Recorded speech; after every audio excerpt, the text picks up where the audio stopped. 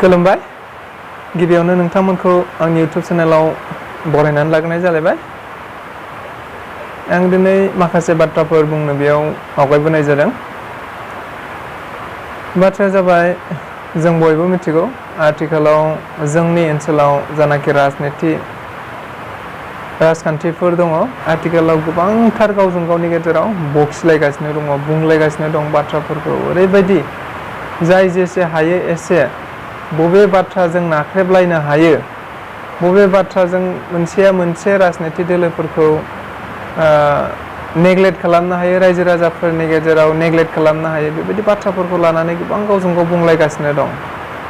नाथाय जों ओरैबायदि बुंनो हायो बेबायदि राजनीतिनि बाथ्राफोरखौ लानानै गावजों गाव नाख्रेबलायबाय थानायाव जोंहा जाथिया माबा मोनसे खहा जादों नामा?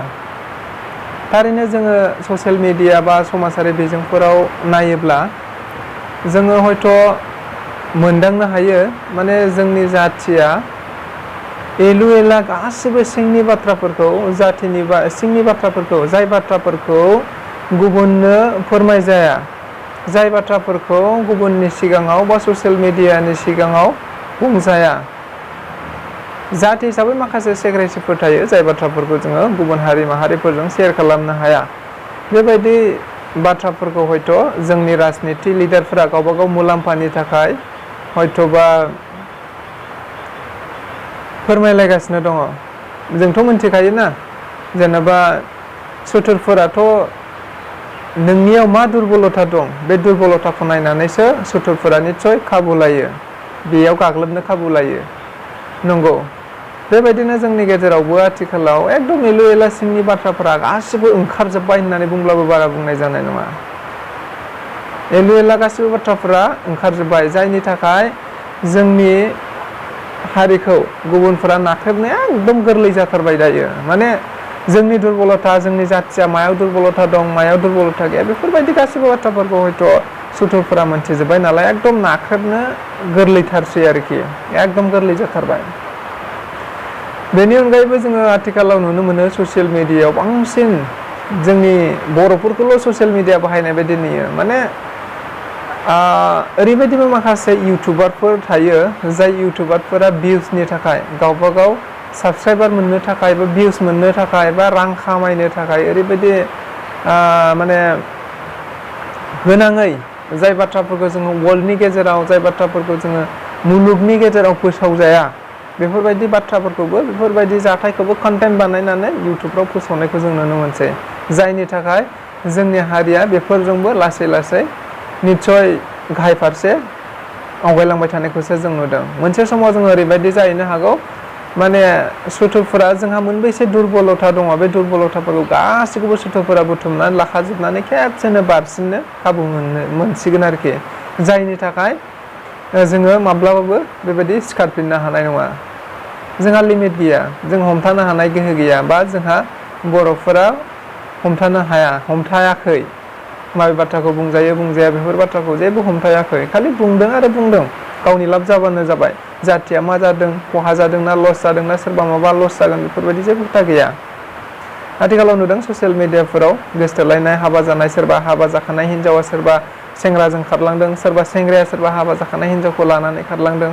मोनस्लाबनो हाया, थारमाने ससियेल मिडिया बा सोरबा हगारस्लाबनो हाया, एसेल' खोनाज्लिरनांगौ, एसे खोनाबानो बास समाजारि बिजोङाव होबाय, गावबा गाव इउटुब चेनेलाव कन्टेन्ट बानायनानै होबाय, फेसबुकाव होबाय, इन्सटाग्राम माबा माबि जेरावबो होजोब्बाय, शेयार खालामनाय, ओरैबायदि शेयार खालामनाय, कमेन्ट खालामनाय, लाइक खालामनाय, बेफोरबायदिखौ बिराद नुनो मोनसै। जायफोरा समाजनि मोजां खामानि मावदों, जायफोरा मावगासिनो दङ, बा जायफोर कन्टेन्टफोरा समाजनि मोजां डेभेलप जागोन, बेफोरबायदि माने जाथायफोरखौ बेफोरबायदिनि सायाव जोंहा इउटुबनि कन्टेन्ट जाया, बेफोरो बारा इउटुबनि कन्टेन्ट जानानै फैया। जायफोरा गाज्रि, सोरबा हिन्जावा सोरबा हौवाजों खारलांदों, सोरनिबा हिन्जावा सोरबा सेंग्राजों खारलांदों, बेफोरबा हले एकदम कन्टेन्ट जाथारबाय आरो साफ्रोमनिबो कन्टेन्ट जानानै फैयो बेफोरो। स' बेफोरबायदि जाबाय थायोब्ला हयथ' जोङो ससियेल मिडियाखौ एसे लिमिटनि बाहायनो हायाब्ला निस्सय मोनसे समाव मा जाहैगोन जोङो मोनथिनो हानाय नंला। हयथ' आथिखालाव दायो जोंनि गेजेराव बेबायदि बांद्राय जोंखौ नाख्रेबबाय थानाय फारफ्रोमबो बिथिंजों नाख्रेबबाय थानाया जोंनिनो दाय होननानै बुंब्लाबो बारा बुंनाय जानाय नङा। जों बर'फोरखौ नाख्रेबनाया बर'फोरनिनो दाय होननानै बुंब्लाबो बारा बुंनाय जानाय नङा। मानोना जोङो जोंनि दुरबलथाखौ सोरबा सासेया सोरबा सासेनि दुरबलथाखौ सोरबा सासेनि दुरबलथा मा खहा दङ मा दुरबलथा दं बेहा मानि सायाव बेहा एसे दुरबल बेफोरखौनो जोङो समाजारि बिजोंनि गेजेरजों फोरमायनानै होखाजोब्बायब्ला अब्ला सुथुरालाय माथो गिदिर बाथ्रा। सुथुराथ' बे दुरबलथाखौसो लानानै बाथ्रा बुङो, बे दुरबलथाखौ लानानैसो नाख्रेबो ना। ओंखायनो जोङो ससियेल मिडियाखौ बाहायनाया एसे सांग्रां जानांगौ। आं बेखौनो खावलायगोन, ससियेल मिडियाखौ बाहायनायाव जोङो एसे सांग्रां जालायदो बयबो, जाहाथे जोंनि गावबा गावनि लाबनि थाखाय जाहाथे जोंनि जाथिनि माबा मोनसे खहा जानाय बाथ्राफोरखौ जाहाथे बुङा। दिनैसिमथ' बेनो जागासिनो दङ। जोङो बुंनो थाङोब्ला गावबा गाव लाबनि थाखाय, फारसेया राजखान्थिगिरिफोरनि लाबनि थाखाय बेबायदि जाबाय, गुबुन फारसेया इउटुबनि थाखायबो बुंनो हायै जोङो, माने इउटुबाव गावहा कन्टेन्ट मोननांगौनि थाखाय जाबा नाथां गाज्रि बुस्थुफोरखौ जेखौ मोनो बेखौनो कन्टेन्ट बानायनानै जोङो इउटुबफ्राव फोसावनायखौ नुनो मोनसै। माने जोंनि खहाफोरखौनो, जोंनि जायफोरा बिस, बेफोरबायदि बिसफोरखौनो जोङो सारा मुलुगनि गेजेरावनो फोरमायनानै लागासिनो दङ गावबा गावनि लाब जानायनि थाखाय। दा जोङो ससियेल मिडियाखौ मोजाङै बाहायनो सोलोंदो आरो ससियेल मिडियाखौ जोङो मोजाङै बाहायनो सोलोङोब्लानो निस्सय बा जोङो ससियेल मिडियायाव एसे जाथिनि सिंनि बाथ्राफोरखौ बा जोंनि दुरबलथा बाथ्राफोरखौ जोङो फोसावालासेनो एसे नायै जाहाथे फोसावो। बेबायदि फोसावोब्ला निस्सय गुबुना जोंखौ नारसिननो हानाय नङा, सुथुरा जोंखौ खाबु लानो हानाय नङा। आं बेखिनिखौनो बुंदों, जाहाथे जों ससियेल मिडिया बाहायनाया एसे गावबा गावखौ हमथालायनानै जोङो जाथिनि बाथ्राफोरखौ गोजौआव दोननानै सिङाव दोननानै जाथिनि बाथ्रा जायफोरा खहा जाथावथाव बेफोर बाथ्राफोरखौ जोङो सिङाव दोननानै माया जोंनि लाब जागोन, माखौ जों फोसावनो हायो मुलुगनि गेजेराव। ससियेल मिडिया इउटुब होननानै बुङोब्लाथ', फेसबुक होननानै बुङोब्लाथ' सारा वर्ल्डआवनो थाङो ना। आरो इउटुब होननानै बुङोब्ला सारा वर्ल्डआवनो गोसारो। इउटुबाव माबा मोनसे जोङो आपल'ड खालामनाय लोगो लोगो बेयो नेटआव हाबनानै थाहैबाय। नेटआव हाबनाय लोगो लोगो बियो सारा मुलुगनि गेजेरावनो बियो गोसारबाय, सारा मुलुगावनो गोसारगोन। गतिके मुलुगावनो दिन्थिनोब्ला जोङो जोंनि गाज्रिखौसो दिन्थिगोन नामा? जोङो गावजों गाव बखिलायनाय मुं सुलायनायखौसो दिन्थिगोन नामा मुलुगनि गेजेराव? जोङोथ' बेखौ दिन्थिनो हाया। जोंनि जाथिनि माया डेभेलपमेन्ट, जोंनि जाथिनि थाखाय माया लाब जागोन, बेफोरबायदिखौथ' मोजां कन्टेन्ट बानायनानै जोङो इउटुबाव फेसबुकाव जोङो आपल'ड खालामनो हायोना। गुबुनाबो जाहाथे जोंनि नै उमुगाव भारतनि आसाम होननाय जायगायाव ओरैबायदि बर' जाथि दं, बिथांमोनहा ओरैबायदि जोंनि मोजांखौ नुनानै जाहाथे बिसोरबो सोलोंनो खाबु मोनो बा जोंनि सोमोन्दै बिसोरबो मिथिनो हायो। गाज्रिखौ दिन्थियोब्लाथ' जोंनि गाज्रिखौसो मिथिहैगोन ना, मोजांखौ दिन्थियोब्ला जोंनि मोजांखौ मुलुगा मिथिगोन। ओंखायनो जोङो सांग्रां जानांगौ।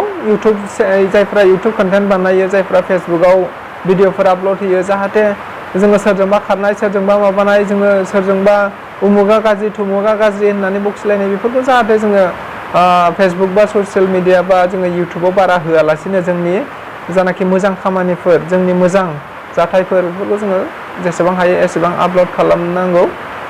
अब्लासो गुबुना जोंखौ मिन्थिगोन उमुग बायदि ओरैबायदि मोनसे गोजौ हारिनि दं होननानै।